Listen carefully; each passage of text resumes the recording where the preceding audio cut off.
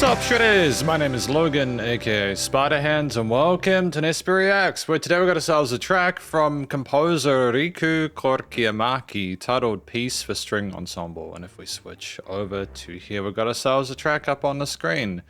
Now, I should know this is a little bit different to my usual kind of setup. Usually I'm recording reviews of tracks that people have sent through that they've released. This is more of a classic, it's like a string section. You've got the violin, viola, violoncello, and contrabass. So we're good to try out something different. We're going to listen through this track from start to finish, and we're going to hear what we think. Let's do it, let's go.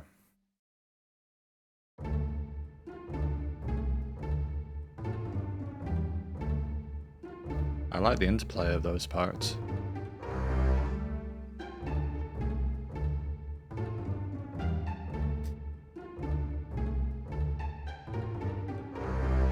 Great resonance in the low end there with the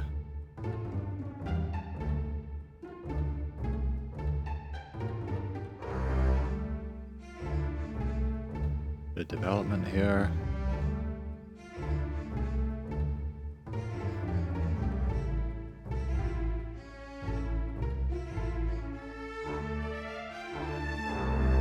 Interesting ABA there.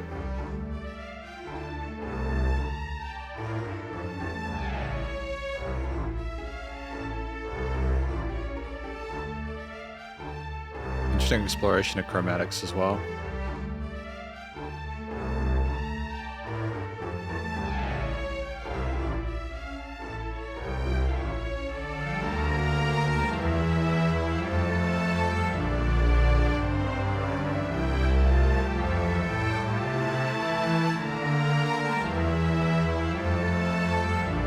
Interesting resonance on certain bass notes within the rhythm.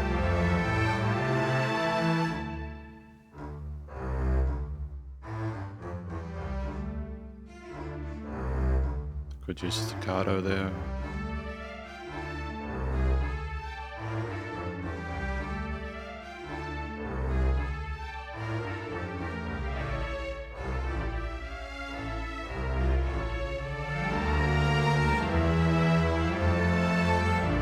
Should use a crescendo and decrescendo here.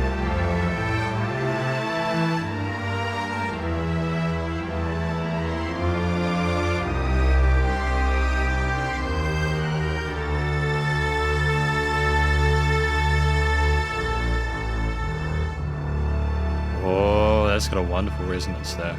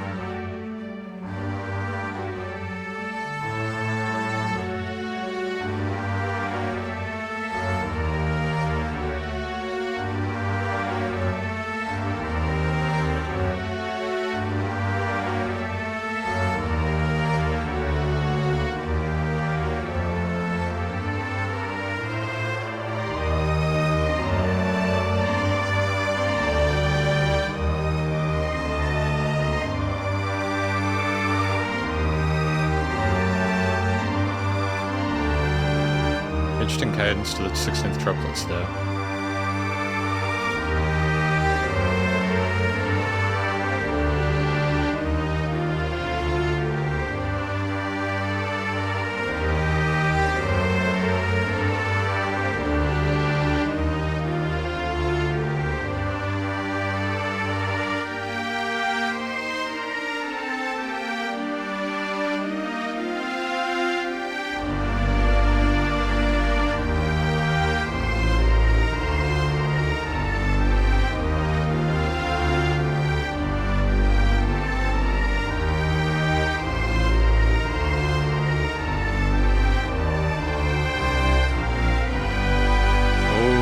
Resolution there, nice.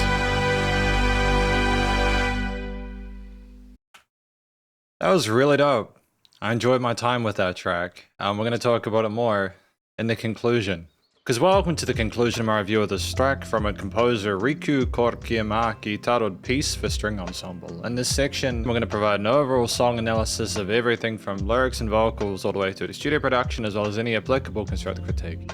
And then finally, my general thoughts from a listener's perspective. But first of all, what do we think this track is about? So as you can tell, there are no vocals within this and there are no lyrics, and I think that's totally fine. If you can create a track that is compelling enough, that has a lead to guide the listener along, that has these harmonies that kind of put the listener in a world where they can sort of be surrounded by it and sort of appreciate it. And if you have a bass line where, you know, it has a nice sort of steady resonance and sort of like rhythm and meter to it, where it can be both supportive but also instantiate almost like a percussive effect just to kind of get people moving along with it. Or, you know, in contrast to that, if you want things to be kind of like slow, you take your time with it like that. Effectively, the world building is done really neatly here by the four parts of the string section being the violin, viola, violoncello, and contrabass. Yeah. So what I like about this track is that there's a lot of different components to it. It's not just relying on one sort of main theme or motif. It goes on this journey throughout it. It stays in a similar tempo at 110 for the entirety of the piece, but like rhythmically, there's a lot of interesting ideas put forward. Like there's a lot of different quarters and eighths and dotted quarters and like 16ths, and there's like triplet 16ths and 30 seconds. There's a mixture of legato and staccato passages there. There's a lot of dynamic range to it. We use our crescendos and decrescendos. And I like that there is this attention to detail in regard to both the rhythm as well as the perceived feel of it. Because when you've got four instruments like this, with a lack of a lead, like a storytelling device, so people that are unfamiliar with this kind of music or don't listen to it as much, it's just a bit more interesting to people and a bit more accessible when they have that variety there compositionally. I also think these different instruments within the section play to their strengths. For example, the violin in the upper range being a lead instrument kind of dancing around the top of its meter, whereas the contrabass at the low end by itself is very kind of vigorous and atmospheric. And when it's there, especially in sections like around bar 61, where you have just the contrabass and the violin kind of popping off with each other there at a staccato kind of quarter note pace there, there's this moment of tension there, I suppose, until that violoncello comes in afterward. There are some moments where, for example, the viola and the contrabass have like this kind of alignment with their own sort of rhythmic purpose. There are other moments where the violin and the violoncello do the same, or they deliberately contrast. There are some cooler responses where one instrument will kind of play some notes and the other will not. There are some moments compositionally within this piece where they establish a theme, such as at the start of the piece, and it's very kind of subtle with its piano sort of dynamic there. But there are these sudden kind of like points of tension in the low end where it kind of resonates there, and it's very like, oh, hang on, what is that? You know, that's kind of exciting. There are these wonderful flurries, these quick kind of glossy bits there that are almost like glissando there to kind of add this sort of almost kind of like flamenco Latin feel to it that I kind of appreciate. And part of that comes down to the scale choices, using a set of chromatics outside of the D minor scale. I also appreciate that we played around with some parallel majors, such as the end when we resolved to that major key. It kind of makes you think that whatever kind of tension we were experiencing throughout the track on a journey without any words spoken kind of came to a close at the end in a very sort of happy way. And I know that that can seem like an obvious thing to do for like Safe Harbor, but at the same time, because of how much of the emphasis is placed on the minor orient as well as, again, those harmonic and melodic minors, it's just a twist that, you know, comes out of nowhere and it's satisfying. I think as well, the way that these instruments stay within a particular part of the freq spectrum is really good. We don't have instruments trying to overlap within one each other or sort of combat each other for attention. When I mentioned that some instruments do a similar thing to others and they kind of do two and two at the same time, that's primarily because I think if you had a complete rhythmic unison the entire time, it would just be a little bit too huge sounding. That can be really helpful, such as at the literal end of the piess when you have all the instruments going into a fortissimo but just the pizzicato that you have on some of the strings, such as the viola and violoncello at the start, are such a dynamic contrast to that, and it's just delightful to listen to. I appreciate the violin doesn't come in for a little bit as well at the start there. You don't just get everything at once, and I just think part of the dynamic range within this composition resides around the fact that you do not have all the instruments all the time. I think generally, rhythmically, it's very satisfying. There's some interesting note choices there. Again, the various sections that I mentioned, they transfer neatly, both in a way where it's expected, where you have a certain amount of bars per part and then you go into a new part. But I think there were also 1 or 2 points where it was like, oh, we're coming in a bit earlier to this.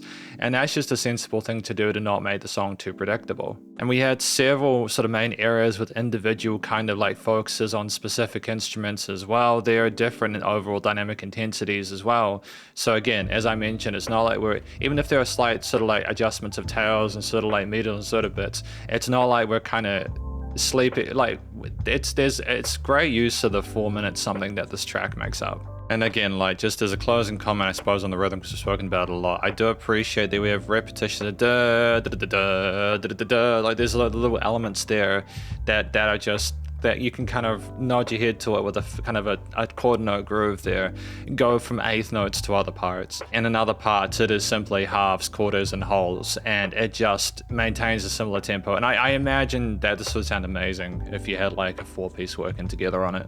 But ultimately, I think thematically, this track with the minor leaning there, with the use of chromatics and extensions, and the adjustments of the way that scales, keys, and sort of like harmonies are interpreted, with like unison and notes kind of on the on beats and syncopated, ultimately it suggests a moment of sadness or suspense kind of sneaking around with the pizzicatos, moments of discovery of maybe something a bit less desirable with the louder minor cut parts, but at the end coming to a tale, a story resolution that's kind of happy with the parallel major was just really cool. So ultimately I feel like the journey we had with it, for want of a better word, is really successful. And yeah, again, I'd like to hear people play this live. I dig the fact that these instruments were structured like this. I think that there's a lot of promise here.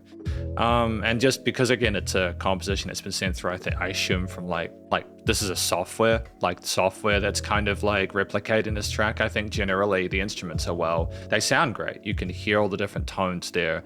I appreciate what the technology is able to do now in terms of replicating how this would sound if people were actually playing it. Clearly, again, it'd be better if people were playing it, but part of composition, especially with classical pieces, as well as like Baroque and, all those kind of parts, is simply just trying it out before you actually pay people to record it. So you can kind of get a meter of everything beforehand, or before you record it yourself, whoever's recording it. But ultimately, yep, sounds great. No applicable constructive critique for me. I think that if you had relied too heavily on one sort of motif and main theme and had that for 4 minutes 10, it would have been too much of the same. But the sort of twists and turns that we had, as well as the unpredictable amount of bars per like section, and just the again, all the other points I mentioned prior made it a really interesting listening experience. And from a general listener's perspective, a final one, ultimately, I just think Riku Korkiamäki has something really special here. Apparently, they've been composing for a couple of years now, and I feel like that work has paid off, and I can't wait to hear what they do in future. I wish them all the best of luck. Because thank you for watching my review of this track from an actor named Riku Korkiamäki titled Piece for String Ensemble, and hopefully you enjoyed it. If you did, please go show them some love via their various social medias and their SoundCloud page, and stay cool and stay safe, and please remember to support your local musicians and artists at this point in time, as you need to help more than ever with all the crazy stuff going on in the world. And I will catch you in the next SB Reacts. Spiderhands out.